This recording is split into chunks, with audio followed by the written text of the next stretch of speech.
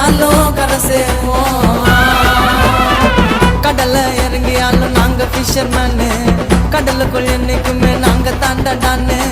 நாங்க கடலில் வந்தா திமிங்கலமும் நடுங்கும், எங்க முகம் பார்க்க தாண்டா சூரியனே உதிக்கும்.